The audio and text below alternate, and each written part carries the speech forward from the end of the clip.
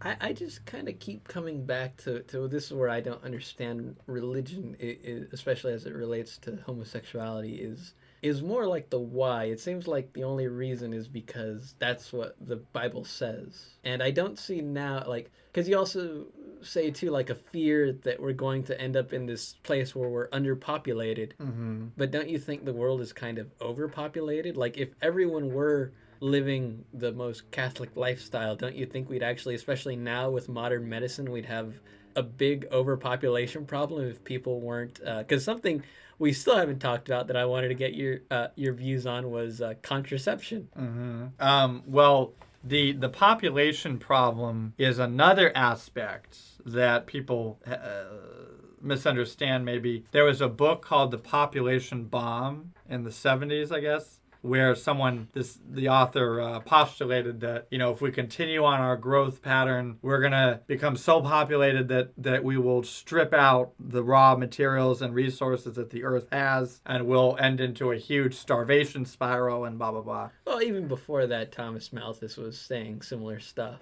Who's Thomas Malthus? Kind of like the OG person of a lot of those ideas. That's why we usually call those ideas Malthusian. Okay, maybe I've heard that somewhere. What time period was he? I think he was like late 1800s, early 1900s. Oh, okay. I'd have to look that up. But to me, it's more like. So you told me what's the church's method of contraception to lessen the odds? Can you explain that? Yeah, it's called natural family planning, and that's where you use the calendar. So when the woman is not ovulating, right? Like somehow you use the calendar to determine the least fertile time period of the month for the woman, and that's when you engage in sex.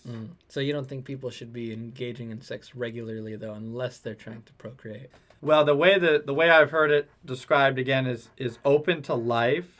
So that means so if the couple wants to actively avoid having kids, but they want to follow the teaching, then they do natural family planning. If it doesn't matter if they have kids or not, like they're totally they're ready to have kids, then they can just have sex at any time but never using artificial contraceptive. Okay, always leaving the possibility open. Yeah. Okay, let's focus again on the individual. You. Okay. You're married. Okay. How many kids do you have until you say we have to stop having sex since contraception is not an option? Well, we would use natural family planning, but how many kids do you have to have until you say you stop having sex? Because let's be honest, how often do you think natural family planning is really going to work? Well, let's see. Because let me tell you, a woman is only less likely to get pregnant during. Yes. What were we gonna say? Yes, that's the end of the sentence. I mean, I guess you could say during sex. I thought that part was implied. Well, but I don't know the science of it, but is it like a week during the month, or is it a day, or what is it? There is a time during the month when they're less fertile, right? I feel like as two guys on a show that don't know anything about this, we're just digging ourselves into a hole. But well, maybe I should learn more about it. But yes, but you do acknowledge though that there's no point in a woman's life until menopause that she's just absolutely not going to get pregnant. It's always a risk. Oh, right. Well, that's why again, open to life. Open to life. Yeah. But how many kids do you have to have before you say we're done having sex? Or alternatively, that we're going to use contraceptives? Well, let's see.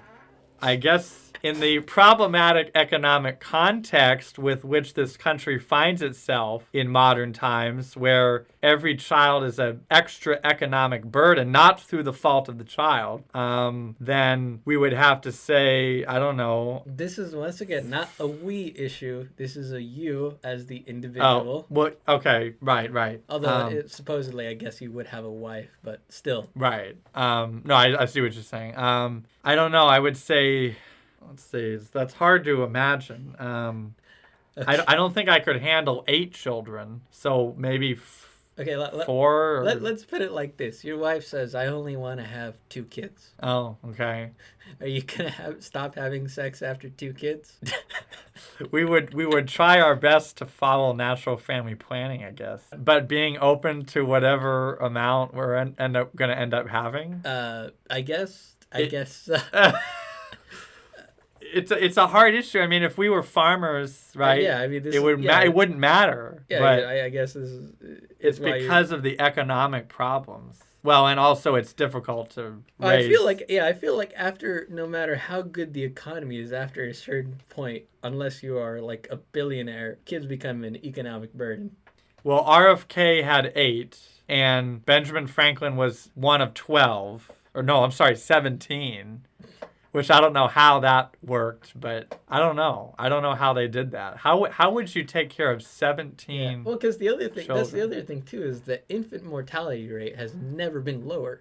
That was Right. the other reason why, arguably, not just the Catholic Church, but some other religions also were against contraception, was because it used to be that every time you had a kid, there was a good chance they were going to die. Right. In childhood. Yes. Or infant, yeah. Yeah, or even later in childhood, right? There's no guarantee that they would even make it to adulthood. Right. Whereas, now it's more become like I was reading this thing about how it's possible that the number of super centaurians might go up in the next century. What is a super centaurian? Anyone that has lived to 110. Oh, I'm sure it will go up. Yeah. Oh, yeah. Because, I mean, all the technology and medicine we have. Yeah. Yeah. And so the argument is kind of that, well, as we get better at maintaining life, sex can become a more recreational thing, and we can plan our families better now, and we can use sex more recreationally. But the other argument, too, being that, as we discussed last time, as in places like Rome, they were already using sex recreationally.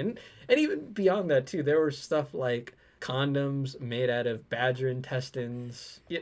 Humanity has always tried looking for ways to get around the messy business of having the consequences of having children and having sex. Right. So, yeah, contraception is nothing new. But you see what I'm saying, though, that also another thing is that privacy used to not be as common as it was nowadays, partly because we have things like indoors and heaters and coolers. Whereas back in the day, right, like part of the reason why it was common for like people like King, was it King? Which one was the bad King of England and Robin Hood, and which one was the Lion-Hearted? Well, Richard was Richard the Lion-Hearted? Yes, okay, the story that supposedly Richard the Lion-Hearted was in a homosexual relationship with the King of France. What? Because they slept in the same bed. Oh. But the thing is that this was actually a very common way of consummating contracts. It had nothing to do with gay sex, right? But the other reason, too, though, is that it was very common even just for entire families to sleep together. Right.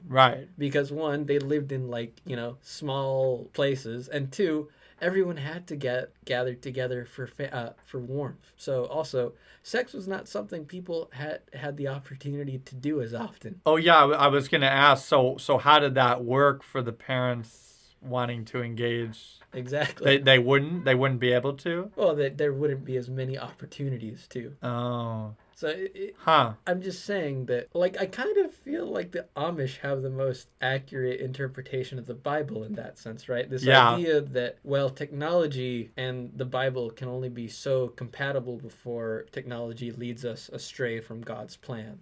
To an extent, yes, absolutely. Yeah, and so your thing is more like being less stringent, right, than like an Amish person, right? Because you're okay with TV and all the other modern antiquities, as the vast majority of Christians. Mm-hmm. But that just technology in other ways, it pushes us away from things that are less like the biblical plan for humanity, it seems like. Yes, and that gets into an issue about distributism versus capitalism, and distributism again. Well, let's try to keep it to the sex talks for. Oh, okay. I feel like we've already gotten way too into politics. Right. Okay.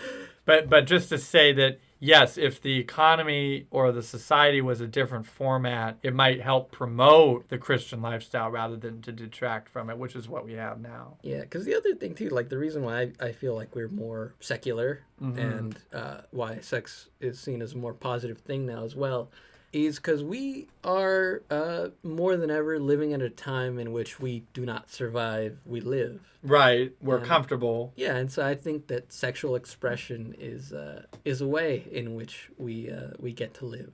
Mm-hmm. Right. Well, and I understand that. I mean, I can understand that sentiment. You know, it would be nice if somehow. The United States is a very pluralistic society, right? If there was like a haven somewhere for Catholics to flee to, like Monaco, I think is supposedly a Catholic nation. I don't know if they have laws that follow that, but See, I mean, I know you and I talked about this the other night, but I think people just have too much civic pride to really want to leave. Where you know, right, there are some people sure that'll be willing to do that, but for the most part, people try to stay where they are. because even you've talked about how like I know you told me like you realize that living in California, it's very politically opposed to a lot of things that you believe in, but you also can't bring yourself to even think of leaving the state. That's right. Yeah. Yeah, and I guess that's really what it comes down to. So I guess we just have to live with a pluralistic society. Yeah.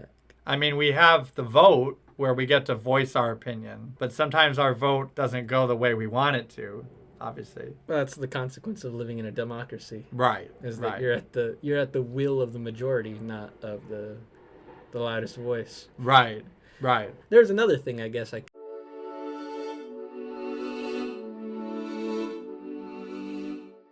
You can check out full episodes of Kinky Caption Convos by clicking on the link in the description below or by searching for Kinky Caption Convos through most major podcast distributing apps such as iTunes, Google, Audible, Spotify, iHeartRadio, and more. Thank you for listening to this Kinky Caption Convo clip.